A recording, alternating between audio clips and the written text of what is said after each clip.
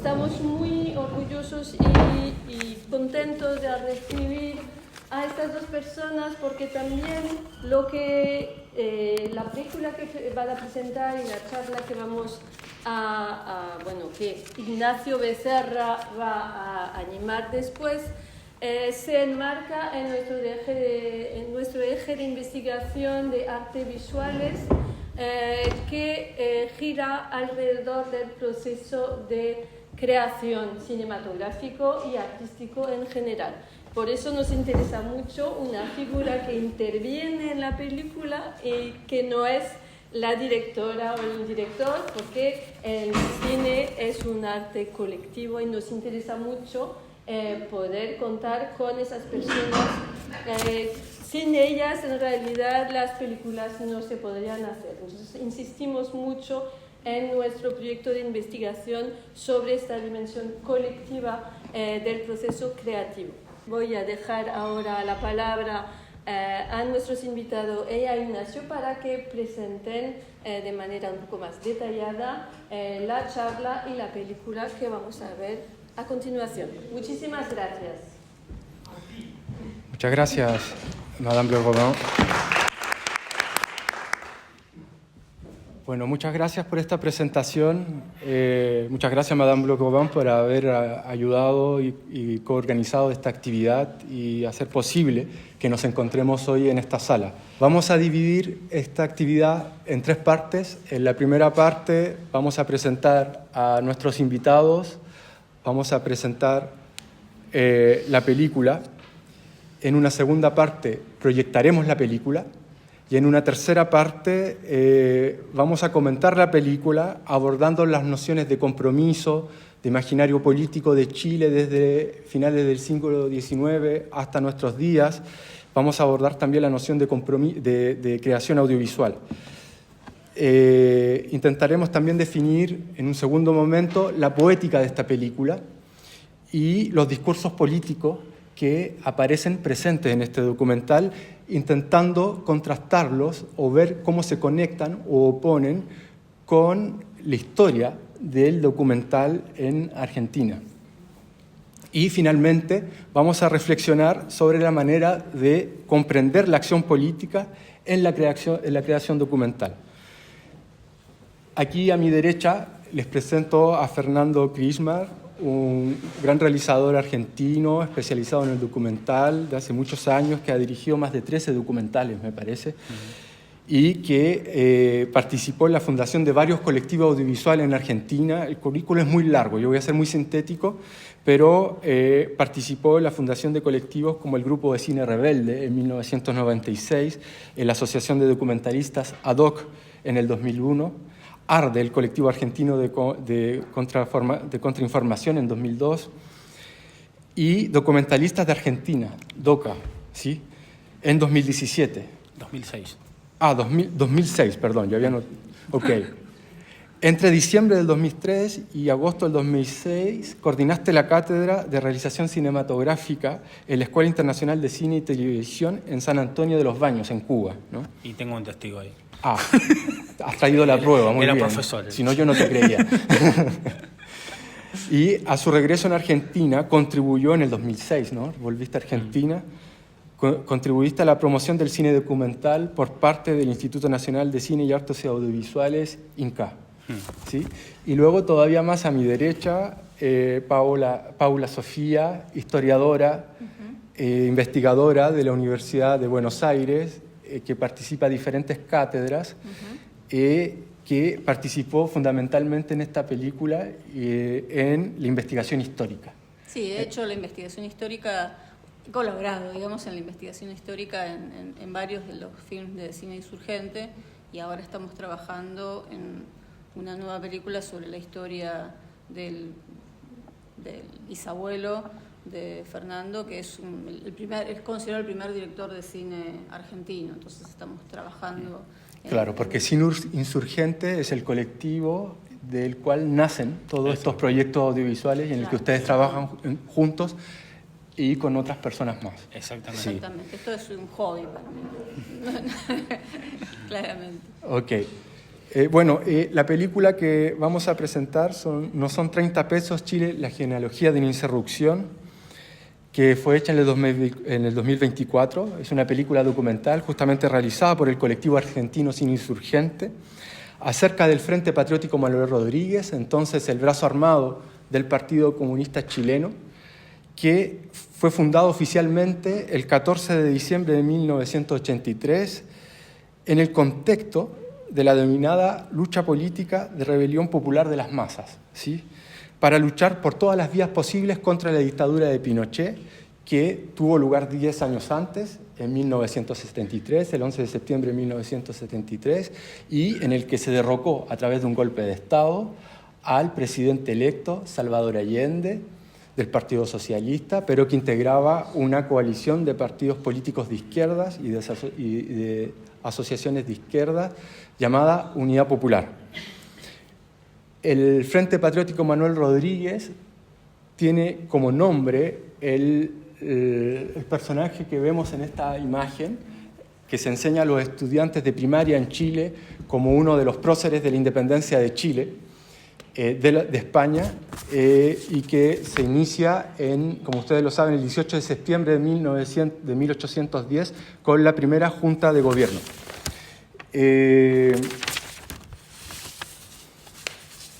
Aunque el título del documental alude directamente a las manifestaciones que tuvieron lugar en Chile en el 2019, un evento de gran envergadura, este documental evoca más bien la relación entre este evento y la posibilidad de establecer conexiones con la resistencia armada durante la dictadura del general Pinochet y la insurrección social y política luego entonces del 2019, ¿sí?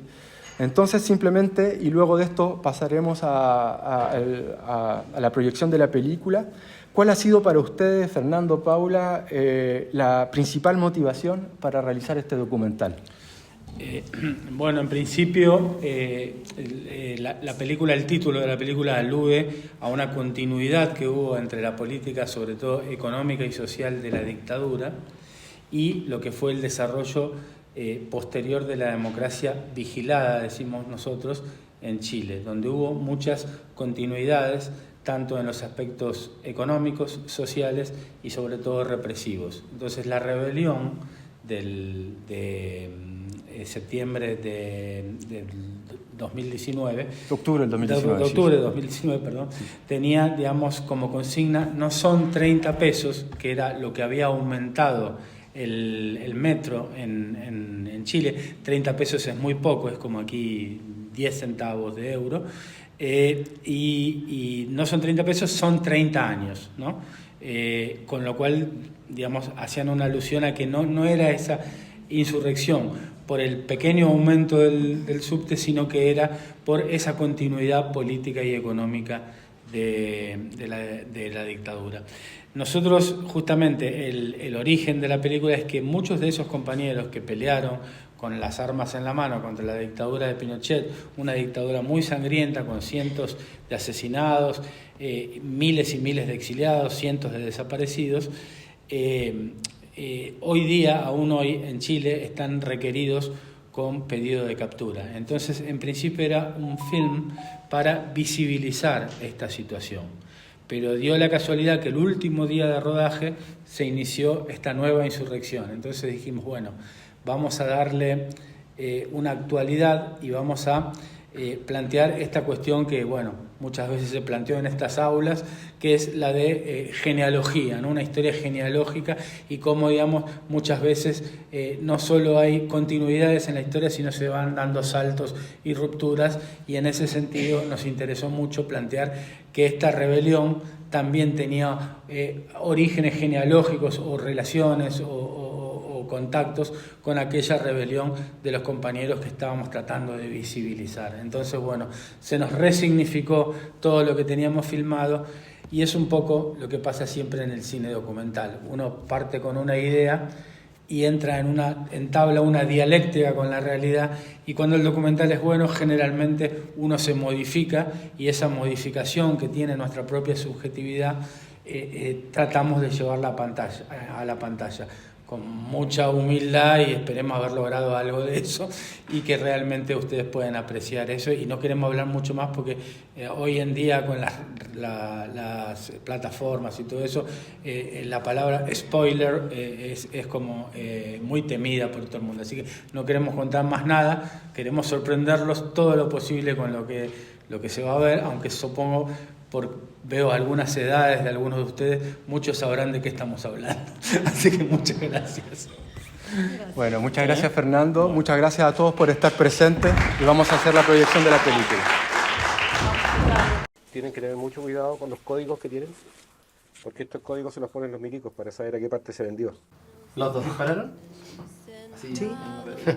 Ha sido tan difícil poder reivindicar estas acciones. Mi padre, que formó parte de esta estructura, que la historia, cuando es contada por los mismos participantes de ella, es verdad. Eran jóvenes, podían caer detenidos, presos, torturados, no sé, morir. Ese era el costo. Es el lugar donde se realiza el atentado a Pinochet. Todo el mundo con su fusil, su cohete y... ¿Qué te tocaba? ¿Cohete, fusil? ¿Qué era lo que las dos cosas? Las dos cosas. Y granadas también. Los que fueran tomados prisioneros serán fusilados en el acto. Fue una necesidad histórica, fue una necesidad política. Y no es una elección, o sea, es una obligación. Había mucha hambre, entonces era importante que se sintieran protegidos por un lado y además que se sintieran acompañados también. Íbamos todos ilusionados con que nos habíamos cargado a Pinochet. Ese es el momento de más alegría que he vivido en mi vida hasta la 1 de la mañana cuando apareció en la tele. Y explota adentro. No queda nadie vivo lo que está dando. Y la democracia se quedó en dictadura, no tengo en democracia. Han pasado 30 años de una transición o 30 años de los sucesos en que al frente se le dio por muerto, quedó escrito en la historia. Pero también de repente explotan en un movimiento estudiantil sin conducción, pero vemos que llevan la batuta. 2 meses, 6 meses, 1 año, vuelven a los 2 años, 3 años después. Pero está esa efervescencia, o sea, está el caldito del cultivo ahí para cualquier cosa. Unámonos como hermanos, que nadie nos vencerá. Si quieren esclavizarnos, jamás lo podrán lograr. Si quieren esclavizarnos, jamás lo podrán lograr.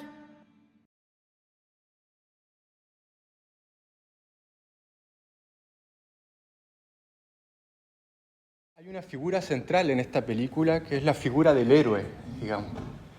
Y yo creo que en esta película no aparece en todo caso en una primera instancia como una virtud de los milicianos, como una suerte de virtud intrínseca, sino que como el encuentro de un sistema de razones que justifican un determinado actuar, el golpe de Estado y la represión en el seno de la familia. Y, por otro lado, con una poesía revolucionaria. Una poesía que consiste en un conjunto de representaciones que pasa fundamentalmente por la canción, por las imágenes de archivo, por las evocaciones históricas, y que en alguna medida construye un héroe hecho de circunstancias en un contexto poético. En un clima de época. En un clima de época. Y, por otro lado, el héroe aparece un poco una identidad en el que se muestran nuevas capacidades. La mayoría de los protagonistas dicen, bueno, no, yo tomé un arma porque bueno, estaba ahí, iba pasando, como dice una de ellas, ¿no? Con esa ironía. Pero que en el fondo dice, bueno, aprendí a hacer esto mientras que no era el camino que me estaba asignado. Estaban atravesados por una coyuntura. Estaban atravesados por una coyuntura, por un sistema de razones, pero la película también los incluye dentro de un contexto poético que tiene que ver con quimeras, que tiene que ver con ideas, ¿sí? En este sentido, Víctor, como tú eres el héroe en esta película, la pregunta acá es necesariamente sobre ti. Bueno, ¿cómo lo ves tú siendo protagonista y cómo ves esa construcción del héroe, que en este caso encarnas tú? No te hagas humilde ahora, ¿no? No, yo creo que si hay un héroe estos últimos 50 años es el pueblo chileno. El resto un poco lo que se ha dicho, que son las circunstancias que a veces nos ponen en esos lugares. Y no es una falsa modestia, porque muchos de los que dieron ese paso hoy día no están, fueron asesinados, otros son miles, no solo en nuestro país, sino en toda América Latina. Y quizás para mí lo más importante cuando me contaron este proyecto fue que posterior a lo que llamaba para mí la pseudodemocracia de los años 90 en adelante, intentaron borrar una parte de la historia chilena, tanto de la izquierda, que puede ser paradojal, como de la derecha, como que no hubiésemos existido, como que el pueblo no se hubiese rebelado, como que les dolía de que jóvenes, porque en el fondo éramos bastante jóvenes en aquella época, no tuvimos la capacidad y la sabiduría de darnos cuenta hacia dónde se estaba a nuestras espaldas negociando. Es decir, ya el año 88, con el plebiscito, se estaba cocinando todo. Y de verdad que son los años los que nos dan la experiencia como para darnos cuenta de que no tuvimos la capacidad de darnos cuenta como para poner ante un arco iris, que era lo que se le ofrecía en ese momento a los chilenos. Nosotros, como organización político-militar, antepusimos un plan de guerra, que lógicamente cuando vemos entre la alegría y la guerra, yo creo que la alegría obviamente tiene que ganar. Y la gente tuvo mucha esperanza y yo creo que con los años se han ido dando cuenta. Por eso siempre son los jóvenes. Y visibilizar, volver, y eso es lo que, digamos, motiva de hacer incluso estos pequeños sacrificios. Es decir, yo también soy trabajador, tengo que cumplir horarios y a veces no se puede hacer lo que uno quisiera. Pero esto es lo importante, que esta película que hizo Fernando, en lo cual en lo personal motivó a participar, fue de la forma en que ellos lo hicieron, en que él lo hizo. Es decir, me llamó, estando ligado a lo que era el audiovisual, de la forma con esos jóvenes que representan personajes que existieron, me motivó un poco para poder responderle a todas sus inquietudes que pasaron casi por todo lo que fue mi vida. Y para mí eso es lo principal, es decir, hoy visibilizar algo que existió. Y, es decir, yo sigo siendo refugiado político aquí en Francia después de 30 años. Es decir, a pesar que sé que hace 2 años ya no tengo problemas con la justicia militar, una justicia, pero nadie me da la garantía de que si yo vuelvo no me van a meter preso. Yo creo que me van a meter preso. Por eso para mí no existe la democracia. Siempre gente cercana a mí, yo digo, soy la prueba viviente de que en Chile no existe la democracia. Porque Francia me continúa hasta el día de hoy dando refugio. Es decir, tengo un pasaporte, tengo un título de viaje. O sea, puedo viajar a todo el mundo menos para Chile. Y esto motiva, como hay una serie de series que, a pesar que si uno lo mira rigurosamente desde el punto de vista histórico, no son lo más fidedigno, pero que aparezca y que se dé en Chile como otra serie, Vencer o Morir, que llama la atención, sobre todo a los jóvenes, diciendo algo existió. Y para mí eso es lo más importante, de que más allá de ese héroe, porque aquí él entrevistó a muchos héroes,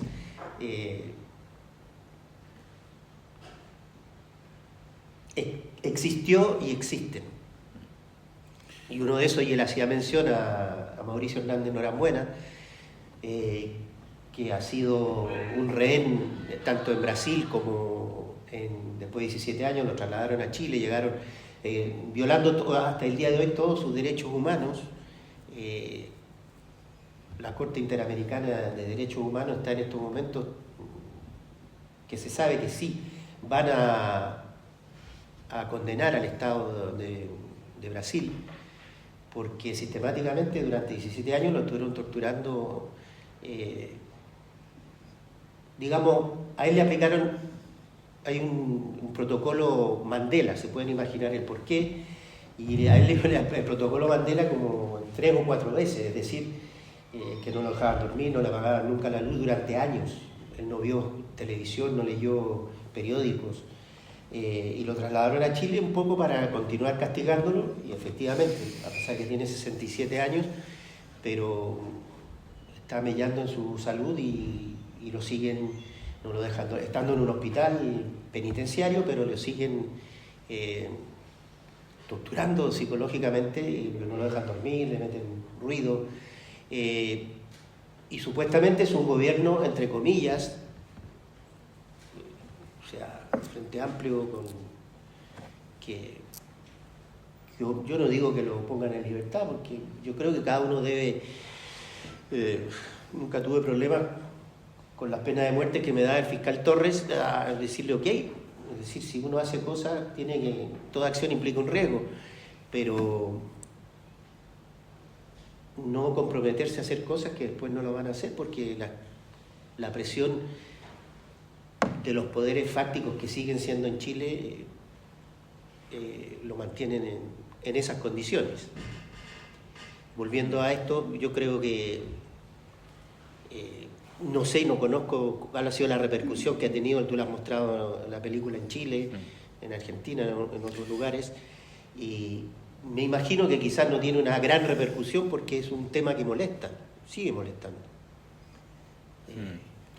Sí, en ese sentido, justamente, porque justamente tú has proyectado también esta película en Chile, y aquí en la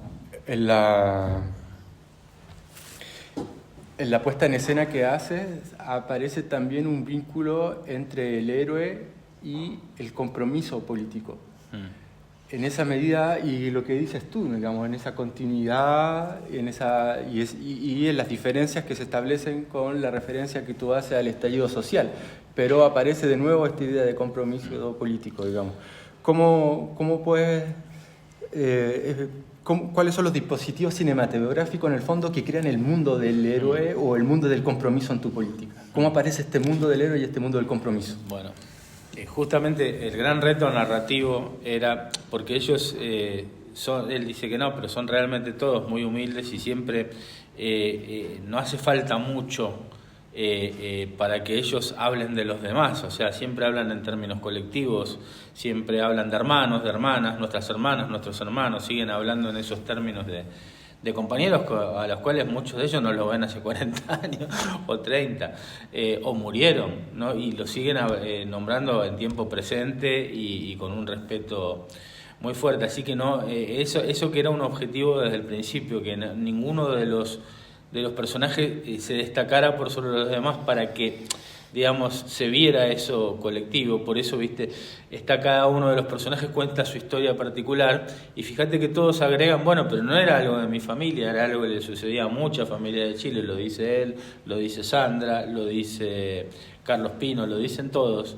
Y después cuando hablan, siempre hablan de ese colectivo, ¿no? Así que eso no fue complicado. En cuanto, digamos, a la repercusión en Chile, tuvimos problemas, digamos, para conseguir una sala, pero sí se dio en muchos ámbitos universitarios, militantes y todo eso, y siempre generalmente aparece algunos militantes del Partido Comunista, sobre todo jóvenes, incluso a veces también viejos, y la película los problematiza mucho, porque dicen cosas como: yo no sabía que le habíamos hecho eso a esta gente, en el sentido, digamos, de plegarse a la Constitución del 80 y a la salida democrática con con Pinochet en el gobierno, a la campaña del sí, como dice él, que era mucho más atractiva que lo que hicieron ellos, los del Frente Autónomo, que fue continuar la lucha, que probablemente fue un error político. Él de hecho lo dice también Pato, y visto los resultados,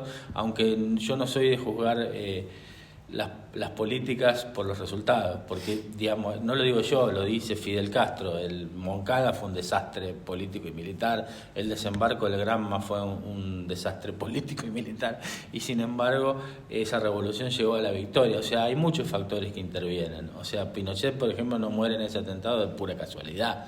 O sea, no es que ahí hubo alguna cosa inteligente o de buena reacción de parte de ellos, tuvieron suerte nada más, y bueno, eso influye también y es un elemento.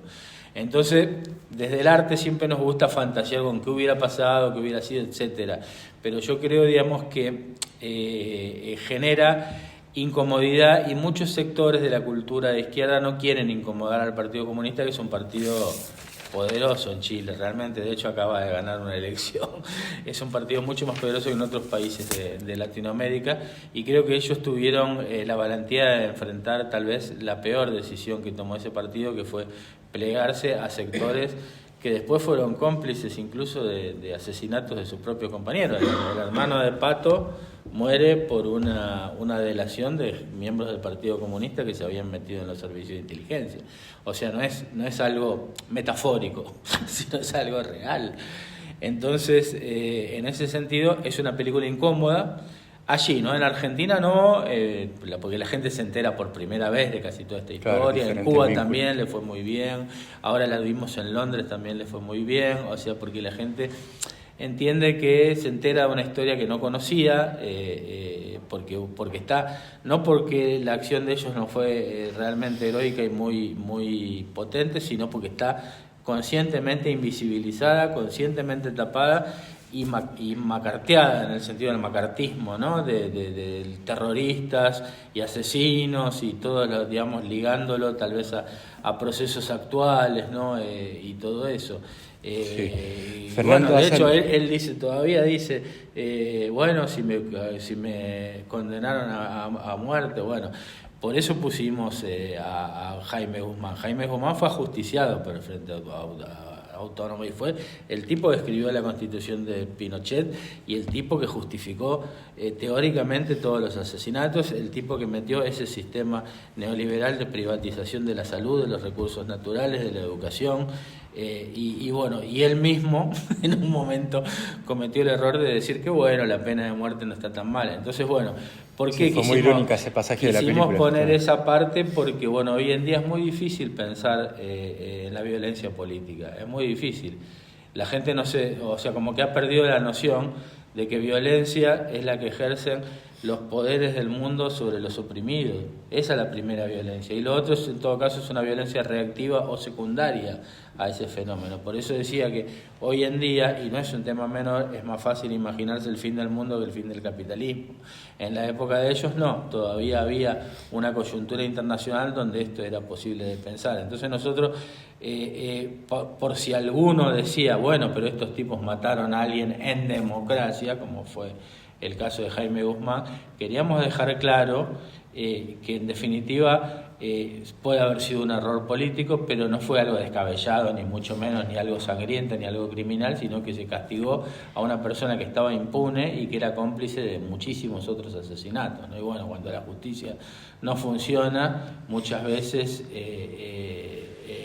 el pueblo logra, digamos, llevarla adelante, y esto sucedió, ¿no? Cuando el hambre y la injusticia es ley, la rebelión y la insurgencia es justicia, ¿no? Y un poco llevar a esa idea en pantalla implicaba ponerlo a este tipo, ponerlo a Pinochet después del atentado, diciendo las barbaridades que dice. O sea, no es que le queremos dar voz al enemigo, entre comillas, sino que queremos que quede claro para quienes pueden tener alguna duda de qué personajes estamos hablando cuando hablamos de Pinochet y de Guzmán, más allá de que sea o no sea un error político de hecho. Entonces, bueno, independientemente del hecho histórico, el tono irónico claro, era evidente, sí. No hay confusión.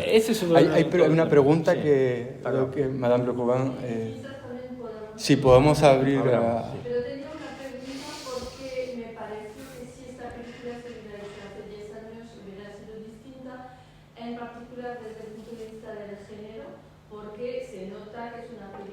que no solo hay héroes, sino también heroínas, y que realmente se cuida de que las mujeres, bueno, se hable de mujeres, y en este tipo de películas yo creo que hace 10 años los héroes hubieran sido todos hombres y quizás hubiera olvidado un poco de las mujeres, lo que no es el caso porque realmente se nota que en la película hay una voluntad de rescatar la memoria y de lo que hicieron las mujeres, sus problemas, etc. Entonces me gustaría saber si esta postura existía desde el principio, de dónde viene, cómo se armó en el proceso de creación de la película.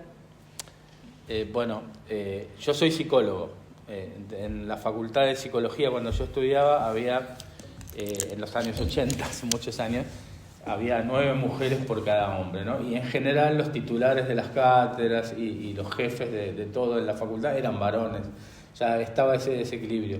Pero hemos sido educados por nuestras mismas compañeras en una idea, digamos, de igualdad de género, y hemos sido también educados por la lucha que dio el feminismo, sobre todo en Argentina y también en Chile en estos últimos años, pero además y fundamentalmente porque al elegir el personaje de Tamara como uno de los personajes principales que establece, digamos, la primera acción de recuperación, que es una acción muy menor de recuperación de explosivos y todo eso, pero sí la vemos a ella dar el paso y pedir, bueno, yo quiero pasar a combatir y qué sé yo, y después llegar a ser una de las que de las jefas de él en el atentado a Pinochet, la que lo convoca a él, la que lo introduce a él, y la reflexión misma de él y gente más grande que nosotros, que dice, estábamos criados en una cultura machista y si algo cambió fue que evolucionamos, lo dice él literalmente en la película. Y un poco había una idea de que ellos lleguen a esta conclusión porque sí, es un tema que no estaba tan presente en la década del 60, del 70, si bien muchas compañeras participaron de los movimientos revolucionarios en Latinoamérica. Pero tal vez esta, probablemente por ser la generación, la guerrilla más cercana en el tiempo, sí realmente tuvo figuras protagónicas. Entonces la idea era, fíjate que casi de Pelegrín casi no se habla, hay otra película que habla sobre él y fue un cuadro muy importante, pero la idea era centrarlo en Tamara un poco también por una cuestión de clase, ¿no? Una mujer que asume no solo la idea del combate, sino que desde un lugar de bastante cómodo socialmente, cómo asume la lucha de los más oprimidos dentro de ese intento revolucionario, ¿no? Entonces, bueno, sí, había una idea, porque creemos que hoy en día es una reflexión que hay que incorporar, sobre todo a la lucha, a la luz de la lucha y de los triunfos que han tenido las mujeres en el mundo, y a la luz, digamos, también de cómo el fascismo en el mundo, y también incluso hasta en Francia, quiere avanzar sobre esas conquistas de las mujeres. En Estados Unidos, en Argentina y en distintos lugares hay una idea de que la mujer vuelva a la cocina y todas esas ideas de mierda que por supuesto son reactivas y tienen que ver con el patriarcado, ¿no? Entonces, bueno, la idea era plantear no que los compañeros lucharon contra el patriarcado, porque no sería correcto, pero sí que muchas mujeres participaron y que ellos fueron reconociendo ese liderazgo y asumiéndolas como jefas. Y en el caso justamente del personaje de él es uno de los que más la menciona, porque fue uno de los que más trabajó en contacto con Tamara, que es el personaje que elegimos. Pero también se nombra a Fabiola, se nombran a otras compañeras que participaron y se nombra también la evolución de los mismos compañeros, y también decidimos poner 2 actrices. Por ejemplo, Isabel es un invento, no estaba originalmente en la célula esa de Valparaíso. La pusimos justamente porque no queríamos poner 4 hombres, queríamos que hubiera una mujer, sobre todo además para generar la reflexión que da después esta chica frente a cámara, que justamente es la única que evoca y que justifica lo que fue el hecho tal vez más polémico de toda la película, que es el ajusticiamiento de Jaime Guzmán. Fíjate que ella, ahí nosotros las dejábamos solos frente a un espejo, prendíamos la cámara y nos íbamos. Nadie les decía lo que tenían que decir.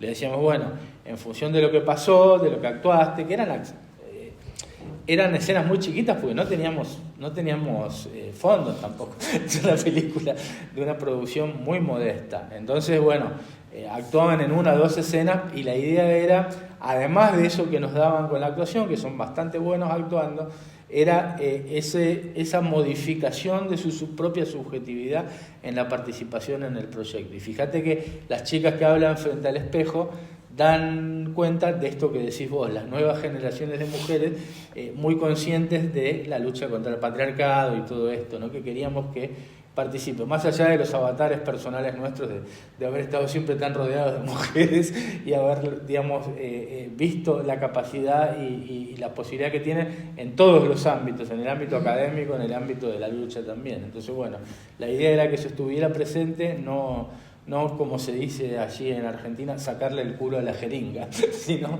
meter, digamos, este tema dentro, digamos, de la temática, por más que no era un eje programático tal vez, ni del Frente, ni de esta revolución, ni de casi ninguna revolución en Latinoamérica, un poco también por la edad, un poco también por el tipo de generación que eran los líderes, que venían de un patriarcado de miles de años. Otra cosa que tal vez también ha cambiado en el tiempo, y aquí Paola tal vez tú puedes ayudarnos a verlo, es que en esta película aparece un imaginario político ligado a una orgánica, ¿no?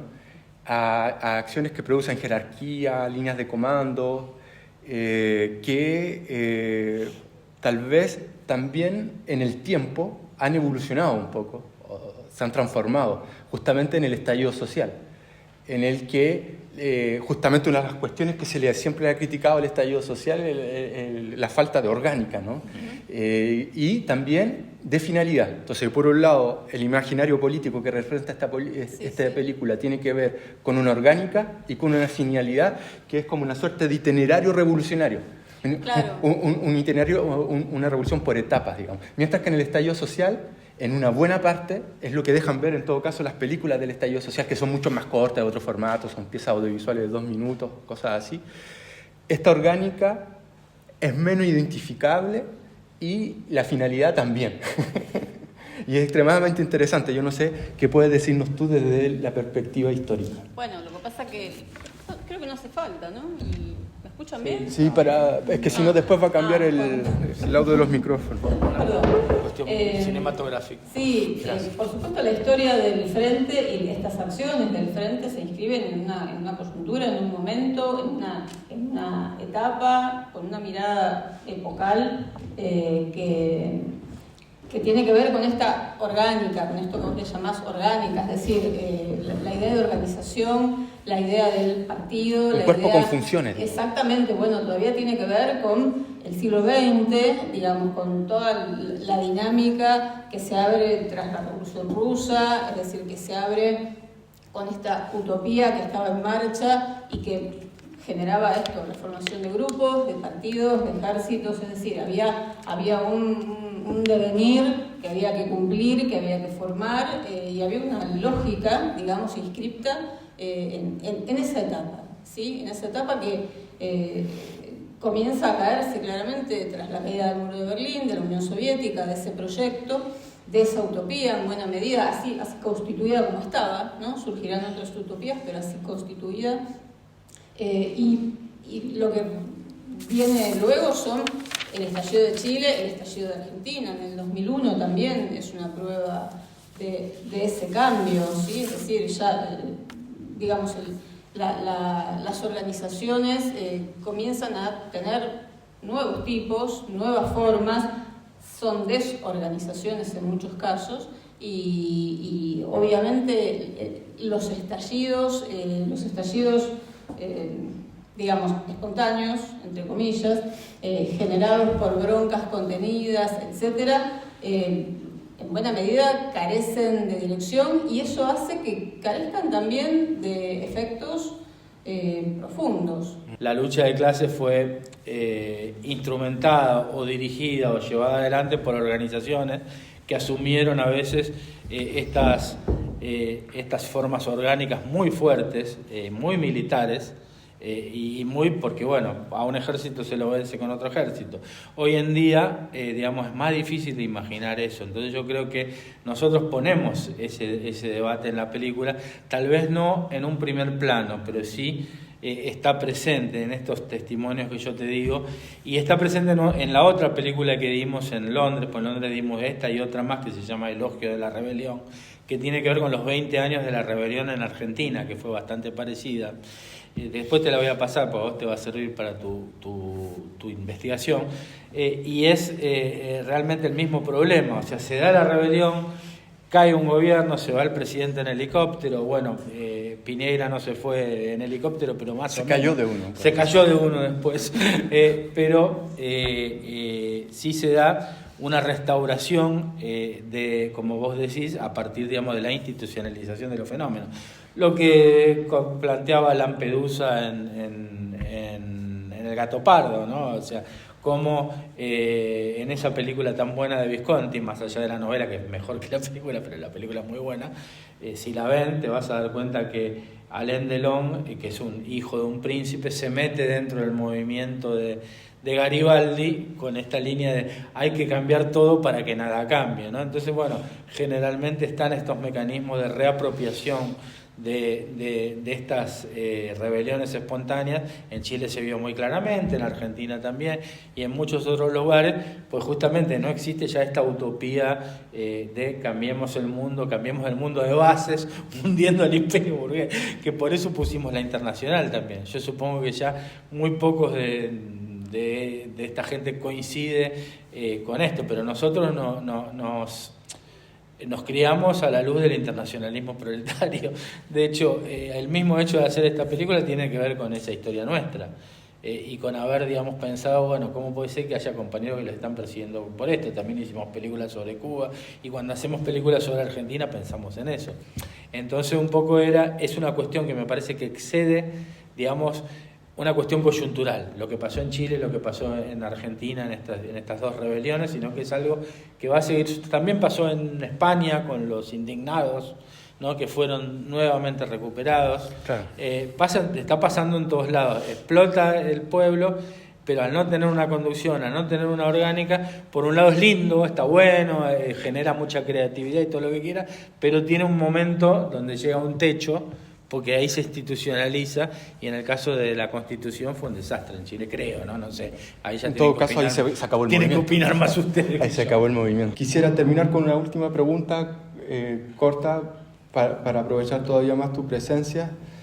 Vemos en esta película que hay una construcción del espacio bien particular, en la que hay muchas redes, en las que hay pasillos, en las que hay subterráneos, en las que hay automóviles, en las que hay formas de pasar mensajes, que muestran justamente un árbol en el que hay muchas hojas, digamos. Y en esa medida tal vez también se representa un héroe anónimo, como toda la gente que participaba y que tiene menos visibilidad que las que has tenido tú, por razones que, bueno, no es que la tuya no sea buena, digamos, ¿no? Pero en la película se muestra, en esa medida, cuando se habla de la señora que está haciendo los pañuelos del frente, que hay una red, y que en esa red hay mucha mano que está ayudando a coser el chaleco, digamos, por decirlo de alguna manera. ¿Cómo lo viviste tú? ¿Cómo lo ves? Y que forma un poco la arquitectura de la película en términos espaciales, digamos. Habría que hacer una película que se llamara Los Ayudistas. Es decir, la base social es lo esencial, y quizás por eso hoy en día nada ha podido, porque igual se buscan formas de organizarse, pero si no está la base, si no está la persona que va a prestar una casa, si no está la persona que va a pasar un poco de dinero, es decir, en aquella época, y conociendo y la experiencia de los compañeros del MIR, por supuesto, y quizás tú hablabas de la guerrilla en el Tume, y donde falló mucho la parte, la retaguardia, esa del ayudista, el que lleva, el que te procura cosas que a veces uno dice, pero no es necesario, y todo es necesario, desde la comida, desde alguien, bueno, en la guerrilla en Nicaragua, o sea, si la ganaron porque tenían gente que los alimentaba también, estaban dentro de ellos, es decir, siempre hay una base que tiene que existir. Y eso creo que a lo largo de la historia, en todos lados, se ha hablado muy poco de esa persona anónima que lleva un mensaje, que lleva un arma, que recupera un arma después de una operación. A ellos se les debe mucho, es decir, yo creo que no solo en Chile, en toda América Latina y en todo el mundo. Es decir, siempre hay gente que va a prestar su casa para esconder a alguien, para moverlo de un punto a otro.